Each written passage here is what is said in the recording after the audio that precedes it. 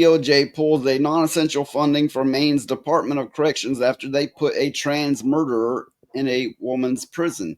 So this is a man dressed up as a woman that as a murderer, they put in the women's prison. And this is after Trump had basically said that's a no-no. You can't do that anymore. They still did it. So they pulled all non-essential funding, which means no extra money. They only have the bare essential money now because they broke his rule and they did something very dumb. What we did last night, some breaking news. We pulled all non essential funding from the Department of Corrections in Maine because they were allowing a man. All right, I think Phoenix, you need to turn your speaker down. It's feeding back, I think. In a woman's prison, a giant 6'1", 245-pound guy who committed a double murder with a knife, stabbed his parents to death and the family dog, and he identified as a woman. So they were letting him be housed in a female prison. No longer. We will pull your funding. We will protect women in prison. We will protect women in sports. We will protect women throughout this country. No more of that.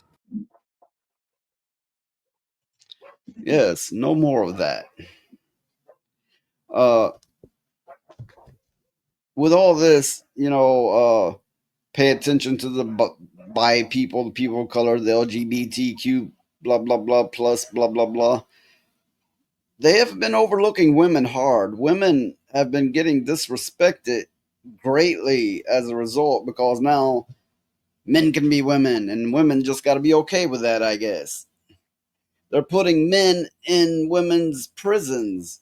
They're putting men in women's bathrooms, and most women are not okay with this. There's many that are afraid to vocalize it, but I can guarantee you, most women are not okay with this. Oh no, they're not okay with it at all. But they're afraid if they say anything, something bad's going to happen.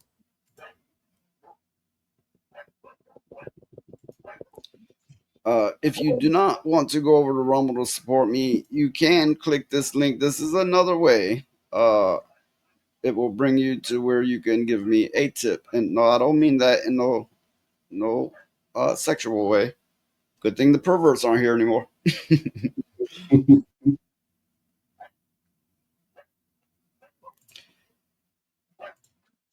Lilith says, I am actually most disturbed person you've met yet. I'm not right in the head, and I still know this is all fucked up. A giant 6'1", 245-pound guy who committed a double murder with a knife, stabbed his parents to death and the family dog. And he identifies as a woman, so they were letting him be housed in a female prison. Do you take all that in there? Yeah. What the hell were they thinking? But I feel sorry for the other women that's in the prison. No, not only do they have to deal with this jackass, but they also have to deal with them not getting the funding they need. Because it's rough in prison, I'm sure. And they need all the funding they can get. Yeah, this was from an earlier article. Trans woman who slaughtered parents for not affirming trans identity. So he killed his parents because they wouldn't call him or her and their dog. And we're supposed to go, no, these trans people are mentally stable. They got it all upstairs. Yeah, it's all good. We're supposed to do that? Well, the I thing don't think so. is I think they're all fucked in the head. I mean, after all, they think they're the opposite gender. Definitely looks like it.